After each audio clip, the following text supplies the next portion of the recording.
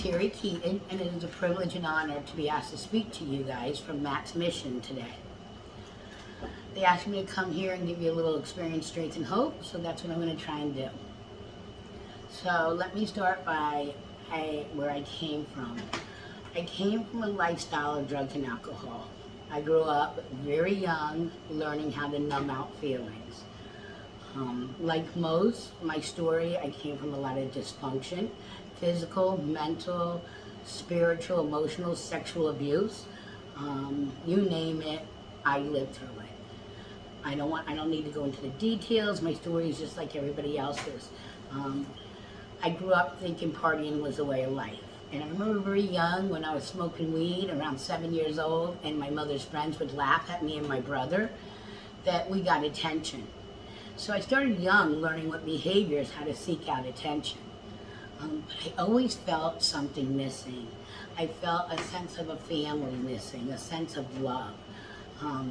And so by the age of 13, I found cocaine and progressively got worse. And by 16, 17, I found the streets. And while in the streets, I built a family out there. And as crazy as it sounds, I found something that felt missing. And I had this street family that we looked out for each other. And I thought I found what I was looking for. The drugs got worse, the disease got worse, and progressively I got into more trouble. I've done a lot of prison time. I have about 3 or 4 felonies. I can't tell you how many misdemeanors.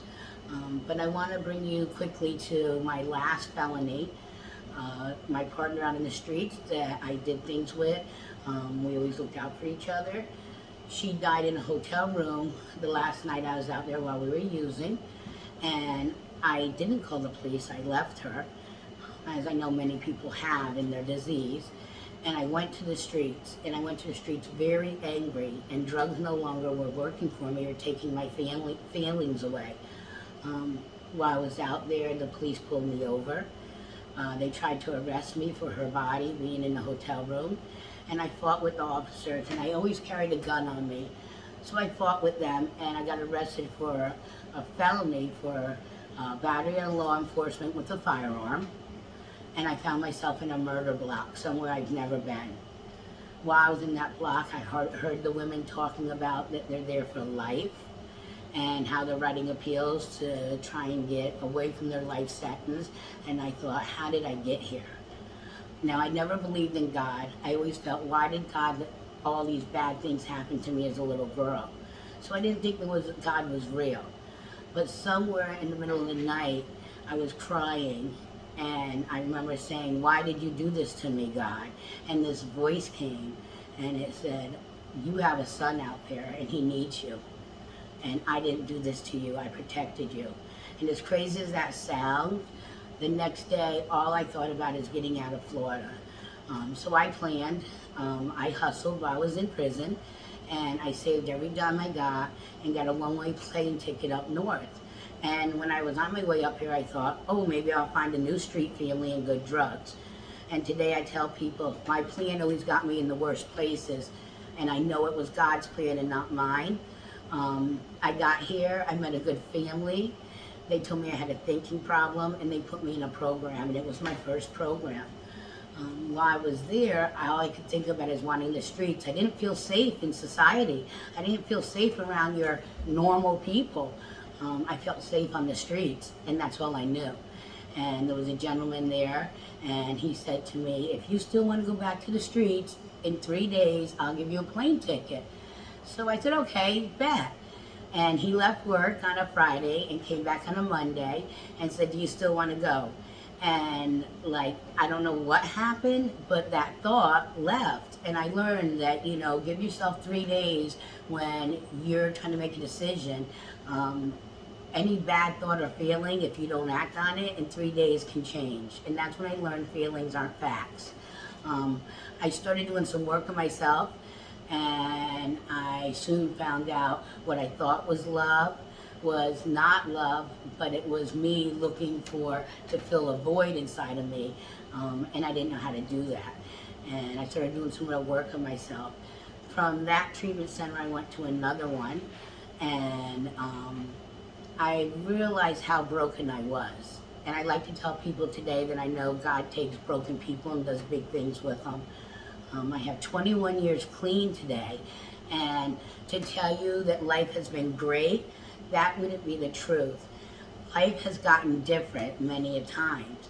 A lot of people like to say that their worst day in recovery was better than their best day out there getting high. Well, that's true your first couple of years. But I gotta tell you, I had some really bad days in recovery. But what I learned is I just don't pick up no matter what. My daughter's father, I have 2 daughters, and they're both born in recovery. They, by the grace of God, never seen the disease or had to live through that with their mother. However, their father still was in disease, and he went to prison for 25 years. And he murdered somebody while I had 5 years clean, and my family had to go through that. And by the grace of God, I didn't pick up because I learned no matter what, not to use. So there's been some bad and some trials and tribulations in my life in recovery, and I'm here to tell you, you don't got to use no matter what. Through this process, God has blessed me. Every time I come up with a plan, he sends me in a different direction. I was in Willamette for many years, and a friend asked me to come to New London because I opened up a program for recovery housing. And at that time, she wanted me to come up here and help out and do some of the houses. I really wasn't sure about it, but I decided to try. My plan was to come up here and have a small 6-bed facility. And again, not my plan, God's plan. Today I house over 83 people in various places, men and women, for recovery housing, sober housing, with support. And again, that was never my plan. I thought my plan was I was going to be the best damn prostitute there was out there the rest of my life. Never did I see in a million years could you have told me that God had these plans for me to help others. When people say, how did you do what you do? How did you get here? I still sit back and say, I don't know. I don't know. I have to say it's all because of God. I couldn't have done it without him. I am not a Bible thumper, but I am a truly spiritual person today. I know that I wouldn't be who I am and doing what I do if I didn't have him backing me. The rooms of recovery, the AA and NA meetings, without their support, I couldn't do what I do.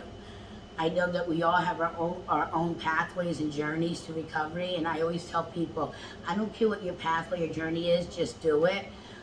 Do what works for you. I started off as harm reduction when I got in this field after putting myself through college.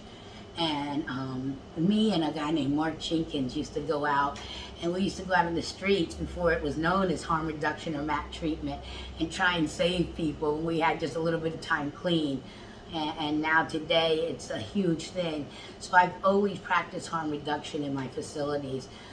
I don't believe behaviors are a reason to always throw someone out, because I know that's a survival skill. So when I have people come in and they're broken and I see these behaviors, I think by the grace of God, there go I. And I really try hard to work with them and show them the same compassion that people showed me, because that's what I needed. I needed to feel loved and accepted. And today I built my own family, and I no longer have a family on the streets, but I have a family in these seats. I have a family that are trying to live the same lifestyle I am, and they have become the aunts and uncles to my children today. And I have a life beyond my wildest dreams, and I know it's only from the rooms of recovery and a higher power that I choose to call God and his grace on me. I have a facility, it's called A-CURE. And like I said, we house about 85 people, take them from prison and the streets, homelessness, to have a disease of addiction. And we try to give them a new way of life and help guide them. And again, it's all by the grace of God. And I truly believe, I want to tell you, my favorite saying is that God takes the most broken people to do big things. And I truly believe that today, even in my life. Because I know I was broken, and I'm blessed that I was allowed to be that broken so he could mold me to what he wanted today. and I'm grateful for my recovery. I just celebrated 21 years, and I am very thankful and grateful for being asked to come here and speak and give you a little experience, strength, and hope.